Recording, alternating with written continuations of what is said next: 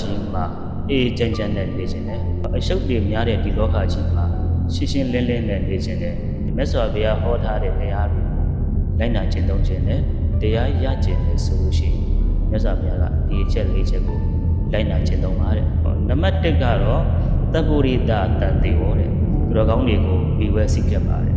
လောကလူတွေမှာအပေါင်းအသင်းဟာလည်းပဲအရေးကြီးပါတယ်ကိုယ်စိတ်ကအဓိကဆိုပေမဲ့တဏှာနာနီတဏှာမဆိုးနာနီမဆိုးလို့ဆိုသလိုပဲလူဆိုတာခလေးဘဝလေးတွေကကိုယ့်ရဲ့အဖေမေကိုကြည့်ပြီးတော့သူတို့ကစိတ်သက်ပိုင်းဆိုင်ရာတွေပြောဆိုတွေကလည်းကြွားချသွားတယ်ထိုနည်းတူစွာပဲသူကြီးပြင်းလာတဲ့ပဝန်းကျင်က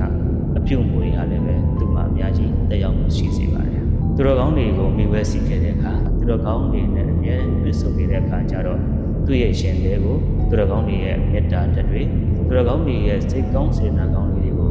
သူကတွေ့နေမြင်နေရတော့သူတော်ကောင်းဓာတ်ခံလေးတွေဥဆက်စေပါတယ်။ဒါကြောင့်နံပါတ်1အရေးကြီးဆုံးက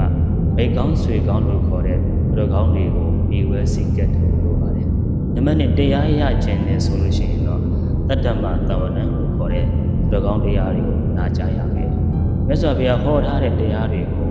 အမြဲတမ်းလေ့လာလိုက်စားနေတဲ့အမြဲတမ်းတရားနာယူနေတဲ့ပုဂ္ဂိုလ်ရဲ့ဘဝနဲ့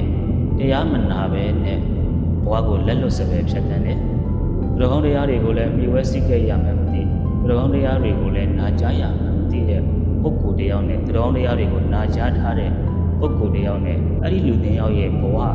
ဖြတ်တန်းပုံစံကမတူဘူးလောကဓာတ်တရား၈ပါးရှိတဲ့ထဲမှာအစိုးလောကဓာတ်တရား၄ပါးနဲ့ကြုံလာပြီဆိုလို့ရှိရင်တရားရှိတဲ့သူတရားနာထားတဲ့သူက